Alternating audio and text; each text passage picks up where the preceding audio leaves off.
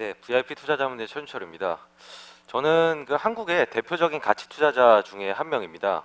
지난 18년 동안 제가 했던 고민은 우리나라에서 어떤 주식이 가장 쌀까, 혹은 우리나라 기업들 중에서 기술의 변화를 타지 않는 거기서 자유로운 회사는 뭐가 있을까, 이런 걸 고민하면서 지난 18년간을 가치 투자자로 살았습니다. 그런데 어느 날 저 MTN에서 연락이 왔어요. 이 행사가 있는데, 기술 컨퍼런스 관련 행사가 있는데 여기 연사로 좀 와주시라라고 얘기를 하시더라고요. 그래서 제가 그 교회 부흥회를 하는데 스님을 초청하면은 이 스님이 약간 이런 기분일 수 있겠구나라는 생각이 들어서 왜 나를 부르지? 내가 가서 사실 좋은 얘기를 할 그 까닭이 없는데 나를 왜 섭외했을까? 근데 이걸 여쭤보니까 조금은 다른 관점에서, 이제 한쪽으로 기술에 대한 어떤 좀 요즘 열광적인 분위기가 좀 있지 않습니까? 거기에 반대편에서 한번 의견을 주는 것도 의미가 있다라고 얘기를 하셔서 제가 거기에 설득당해서 이 자리에 서게 됐습니다. 저는 이제 할 말은 하는데요. 제가 사실은 이런 생각을 먼저 가져. 난 절대로 뭐 기술주엔 투자하지 않을 거야. 이렇게 제가 먼저 생각을 가진 게 아니고, 뭐 기술을 이제 좋아하시는 분들은 스티브 잡스가 한마디 딱 하면 그걸 이제 근거옥조로 삼고 웬만하면 그분이 맞으실 거야라고 생각하시는 것처럼, 저희 세계에서 이 잡스 같은 존재는 이 워렌 버핏이라는 분입니다. 이분의 말 한마디 한마디가 저희에게는 거부할 수 없는 어떤 교조의 형태로 나타나는데요. 이분이 지속적으로 얘기하시는 부분이 있습니다. 이해하기 힘든 기술주에는 투자하지 않는다. 그러니까 너네 투자하지 마라. 뭐 이런 얘기입니다. 이거 꾸준하게 해오셨고요. 그렇기 때문에 저도 사실은 같은 생각을 가지고 있는 겁니다. 실제로 많은 이제 기술적인데, 제가 96년부터 주식 투자를 시작했으니까 사실 그 사이에 많은 기술과 그리고 여러 가지 이제 사이클을 경험을 할 수 있게 됐는데요. 제가 그런 걸 겪으면서 느낀 거는 역시 이분 얘기가 상당히 맞다라는 생각이 들었습니다. 또 저희 가치 투자라고 하는 게 굉장히 투자 전략 중에서도 보수적인 입장, 할까 말까 할 때 웬만하면 안 하는 이런 보수적인 성향을 갖고 있기 때문에, 그 관점에서 봤을 때는 이 얘기를 거부한 것보다는 지킨 게 사실은 좀 더 득이 많았습니다. 예를 들면 이런 주식을 이제 피할 수 있게 해준 거죠. 이 회사는 그 서울반도체라는 그 회사의 그 주가 그래프인데요. 이게 그 올 초부터 지금까지의 주가 그래프를 나타낸 겁니다. 올 초에 2배 반이 올랐습니다. 그런데 순식간에 정말 한 4, 5개월 만에 3분의 1 토막이 났습니다. 그러니까 이게 기술주의 특성을 고스란히 얘기를 해주는 건데요. 일단 기술주는 어떤 새로운 그 산업을 열어간다라는 기대감을 받습니다. 그래서 좀 높은 가격이 형성이 되고요. 그 산업의 어떤 개화나 이런 것들을 이제 그 시장에서 지켜보게 됩니다. 그 사이에서 이제 그 기대감을 주가가 올라가게 되는데요. 이 회사 같은 경우에는 실제로 LED 조명이라고 하는 시장이 실제로 열렸습니다. 시장이 이게 될까 말까, 정말 100년 된 전구를 대체할까 해서 저희가 일반적으로 그 우리 집은 뭐 LED 조명을 쓴다라고 할 정도로 우리 삶에 많이 침투해 있는 시장이 형성된 곳에서 상당히 선두권에 그 위치를 점유하던 곳이었습니다. 근데 여기서 이제 더 하나가 그 추가가 되는 게, 과연 그러면 그 넓어지는 파이에서 개별 기업이 거기서 위너가 될 수 있을까라는 부분들을 하나 더 통과해야지 사실 주주들에게 돈을 벌어줄 수 있는데요. 이 회사 같은 경우에는 산업에 대한 기대감으로 주가가 올랐다가 실제로 숫자를 까보니까 산업은 열렸지만 이 회사가 거기서 주인공은 아니더라.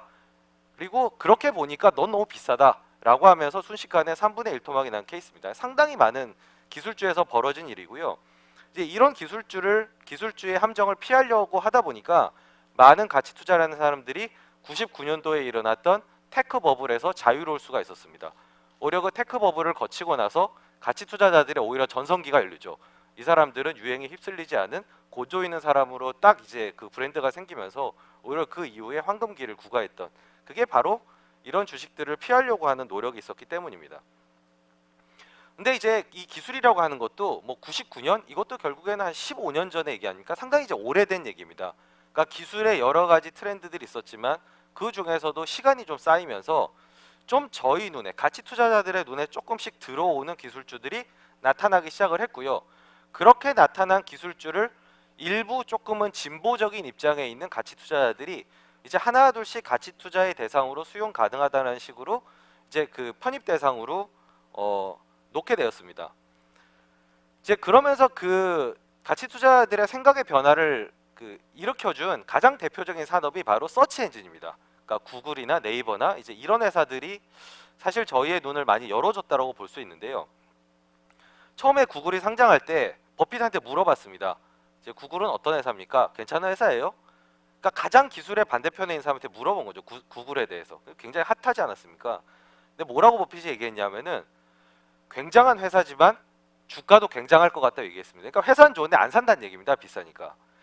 근데 이런 그 구글이 점차적으로 시간이 흘러가면서 가치 투자자들의 생각을 좀 변화를 시키기 시작합니다. 그게 어떤 거냐면은 이게 자세히 보니까 기술 회사인 줄 알았는데 약간 미디어의 냄새가 나는 거예요. 그리고 그렇게 보기 시작하니까 이게 마케팅 플랫폼이라는, 그러니까 서치 엔진이라기보다는 결국에는 마케팅 플랫폼이 아니냐라는 어떤 그 일각에서 문제가 제기가 됐습니다. 이제 그러면서 이 구글이라는 존재를 과거의 가치 투자자들이 상당히 선호했던 뭐 미디어 회사나 아니면은 마케팅 대행 회사 이런 걸로 보기 시작하면서 구글에 대한, 그리고 경영진이 상당히 또 자본 배치라든지 그 잘 해오지 않았습니까? 뭐 유튜브를 인수한다든지 그런 결정들을 보면서 아, 구글에 관심이 좀 생긴다. 이건 기술주 중에서 좀 살만한 것 같다라고 할 즈음에 이제 금융위기가 오면서 구글이 주가가 되게 많이 빠지게 됩니다. 그래서 그때 PR이 한 12배 정도의 거래가 됩니다. 그때 많은 가치 투자자들이 이 구글을 담으면서 사실 이런 어떤 인터넷 서비스 쪽이 이 가치 투자자들이 생각하는 컨슈머, 가치 투자를 선호하는 컨슈머의 한 축으로 이제 자리를 잡게 됩니다. 그러니까 그 이전에는 대부분 선호하는 주식이 이런 코카콜라 같은 주식. 그러니까 지금 여러분 그 점심 시간이 좀 지났는데 네, 배고프시잖아요. 사실은 가치 투자들은 기술 이런 거보다 먹는 게 더 중요하다고 생각합니다. 그러니까 인간 본연의 본성에 근접할수록 이 지속성이 강하다라고 보는 겁니다. 그러니까 인간은 늘 목이 마르다, 배가 고프다 이런 아이디어로 투자했던 뭐 코카콜라라든지, 그리고 저 같은 경우 우리나라의 뭐 롯데칠성이나 동서식품이나 뭐 이런 것들, 그래서 다 재미를 봤기 때문에 그 성공 공식들이 각자 다 강화가 됐던 것들이죠. 그리고 금융 분야에서는 아메리칸 익스프레스라든지 마스터카드라든지 이런 그 정말 양쪽의 유저와 공급자의 사이에서 플랫폼 역할을 하는, 그러면서 초과이익을 올리는 그런 산업에 관심을 갖게 됐는데, 이게 인터넷으로 올라오면서 이제 또 눈에 들어오기 시작하는 게 이제 페이팔 같은 이런 회사들이 눈에 들어오다 보니까 이게 이제 그 주얼 크라운 같은 그런 이제 느낌을 주기 시작한 거죠. 그러니까 칼 아이칸 같은 어떤 행동주의자들이 나타나서 이베이에 요구를 하는 겁니다. 이베이, 너네 본 비즈니스는 안 좋지만 갖고 있는 페이팔은 굉장히 좋으니 그게 섞여 있어서 디스카운트다. 그러니까 너네들 페이팔 빨리 분사해가지고 둘이 합쳤을 때 가치가 더 커질 수 있도록 분사를 해라라는 요구사항을 계속 하면서 결국에는 경영진이 수용을 하게 되는 거죠. 그러니까 결국 코카콜라만 보던 시각에서 코카콜라와 구글을 보는, 그리고 아메리칸 익스프레스나 마스터카드를 보는 거에서 이거 외에도 페이팔까지를 보는, 그리고 더 나아가서는 어떤 핀테크에 대해서 관심을 갖는 이 지경까지 일부 진보적인 가치투자의 시각이 많이 열리고 있다라는 게 현재의 좀 트렌드라고 보입니다. 근데 저희가 이 컨슈머, 그러니까 일반 소비자를 대상으로 하는 그 컨슈머를 그 규정하는 데 있어서 몇 가지 공통된 속성이 있어야지 이걸 컨슈머라고 규정을 합니다. 근데 그 요소들이 이제 네 가지가 있는데요. 하나는 강력한 브랜드가 있어야 되고요. 두 번째는 이게 반복 소비가 돼야 되고, 그 세 번째는 전환 비용이 높아야 되고, 유저 입장에서, 그리고 공급자 입장에서 보면 함부로 들어올 수가 없어야 됩니다. 그러니까 그거를 다 끼워 맞춰 보면은 사실 이 네 기업들이 다 이 요소를 가지고 있는 거죠. 높은 브랜드를 가지고 있고요. 음료수 이러면 코카콜라, 서치 엔진 하면은 구글. 이렇게 가장 먼저 떠오르는 이미지, 이 브랜드를 가지고 있고요. 그리고 어제 콜라 마셨다고 해서 뭐 1년 동안 콜라 참고 이러지 않지 않습니까? 매일매일 소비가 되는 콜라, 그리고 검색, 그리고 긁는 거, 이제 이런 것들 반복 소비가 되고요.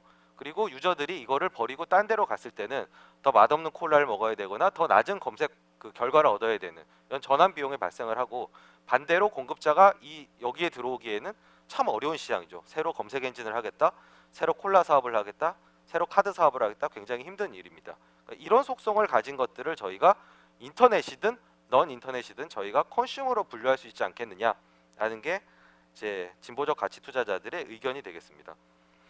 여기서 좀 더 나아가서 가치 투자자 중에서도, 여러 가치 투자자 중에서도 한국에서 활동을 하면서 아시아 정도까지의 주식을 보는, 이걸 가치 투자자의 시각에서 보는, 투자자의 시각에서는 그러면은 어떤 인터넷 서비스 기업들, 우리가 새롭게 컨슈머라고 정의한 어떤 인터넷 서비스 기업들이 이 눈에 좀 들어오느냐 하는 그 결과인데요.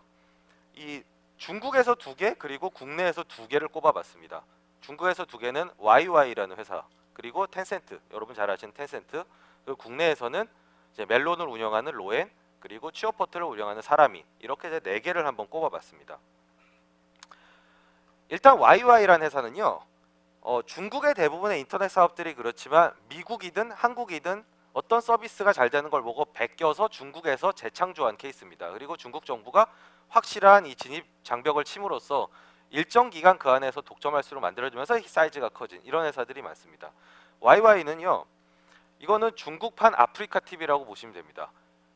그러니까 한국에서의 아프리카 TV를 보고 굉장히 독특한 모델이지 않습니까? 거기서 노래 부르고 연애 상담해주고 그러면은 이제 별풍선 주고 돈을 주는 거죠. 그러면서 그 어떤 생태계를 만드는, BJ들이 활동할 수 있는 생태계를 만드는, 이거를 중국에 옮겨가서 했는데 우리나라보다 훨씬 더 큰 비즈니스가 됐습니다. 그걸 가장 잘한 데가 이 YY라는 회사입니다. 대주주가 요즘에 잘 나가고 있는 샤오미의 레이준이 대주주고요. 엔젤 투자자로 활동할 때 투자했던 회사입니다. 그리고 데이빌리라는 소우닷컴에 있던 서비스 전문가가 이 시작을 한 회사입니다. 원래는 이제 아프리카 TV 같은 그 인터넷 방송은 아니었고요. 처음엔 두오원이라는 게임 포탈로 시작을 했던 회사입니다. 이게 진보를 해왔는데 참 중국 회사를 보면서 부러운 건 정말 큰 스케일을 자랑합니다. 아프리카 TV 가보시면요, 뭐 채널 열려 있는 게 한 몇백 개, 뭐 많아야 1000개, 그리고 각 방마다 들어가 있는 동시 접속자가 제일 인기 좋은 데가 한 2,000명, 3,000명인데요. 이 YY.com을 들어가 보면은 기본적으로 채널이 열려 있는 게 100만 개입니다. 100만 개의 방이 있으니까 100만 명의 VJ가 활동을 하고 있는 겁니다. 그리고 인기 있는 BJ는요, 동접이 한 3만 명 정도 됩니다.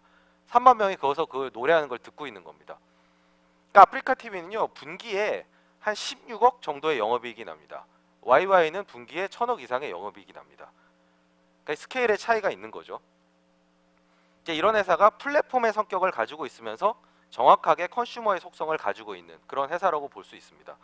지금 시가총액이 한 4조 정도 지금 미국에 상장이 돼 있는데 아직 갈 길이 멀다. 이게 PR이 지금 30배지만 이게 뚝뚝뚝 떨어집니다. 20배로 떨어지고 13배로 떨어지고, 이제 이런 그 회사들, 비지빌리티가 굉장히 있는, 그리고 우리가 이해하기 쉬운 그 비즈니스는 저희가 투자할 수 있다라고 보고 있고요. 뭐 텐센트 같은 경우에는 뭐 워낙에 잘하는 회사인데 이거를 제가 여기 넣었던 이유는 제가 텐센트에 투자해가지고 한 번도 돈을 잃어본 적이 없습니다. 불패예요, 불패. 텐센트는 큰 퀀텀 점프를 2번을 했습니다. 처음에 이제 QQ 메신저를 하다가 게임 2개, 던전 앤 파이터란 게임과 크로스파이어란 게임을 자기 플랫폼에 얹으면서 크게 한번 도약을 했고요. 그리고 모바일에 위챗이라는 그 플랫폼을 만들면서 크게 한번 도약을 했습니다. 근데 그 2번을 들어가서 다 제가 이 수익을 올리고 나왔는데 굉장히 쉬웠습니다. 이게 다 보고 친 겁니다, 사실은. 그 히트를 친 2게임이 한국에서 소싱한 게임이었고요. 그리고 위챗에 모네타이즈가 되는 그 과정은 이미 저희가 앞서서 카카오톡이 게임을 가지고 그걸 모네타이즈하는 과정을 다 봤기 때문에 사실 조금 늦은 페이스로 오는 이 텐센트의 서비스를 이해하는데 상당히 그 유용한 그런 지식을 이미 갖고 있었습니다. 한국 유저로서의 어떤 강점이 미리 있었던 셈이고요. 그리고 국내는 사실 이런 중국처럼 시장이 크지 않기 때문에 전문 서비스들이 그 일어나기가 상당히 어렵습니다. 그 중에서 조금 큰 시장에서 컨슈머적인 속성인 인터넷 서비스를 꼽아보라고 한다면은 이제 스트리밍 음악 시장, 우리나라 이제 사람들이 음악을 좋아하기 때문에 스트리밍 음악 시장이 좀 크고요.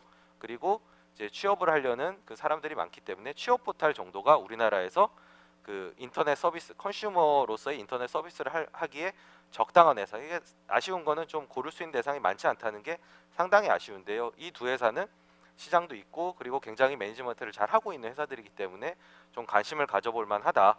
특히 이제 로엔 같은 경우에는 좀 재밌는 부분 중에 하나가 이 어피니티라는 회사로 최근 SK에서 이 오너십이 바뀌었습니다. 이 어피니티라는 회사는 뭐 옛날에 혜태제가, 그리고 하이마트, 페이스샵, 우리나라에서 컨슈머들을 그 중심적으로 투자한 PF인데요. 최근에 이 회사가 멜론에 투자를 했다는 거는 이제 컨슈머를 보는 사람들이 인터넷 서비스를 컨슈머로 보기 시작했다라는 메시지의 다름 아니라고 생각을 합니다.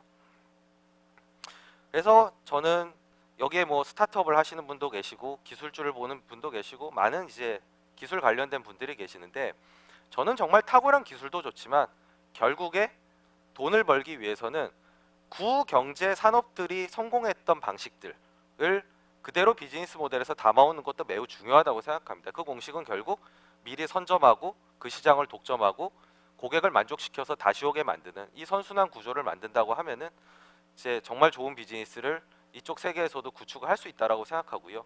그렇다면은 꼭 프리 IPO가 아니더라도 IPO 이후에라도 사실 이게 YY의 그 IPO 이후에 12년 말 IPO 이후의 주가입니다.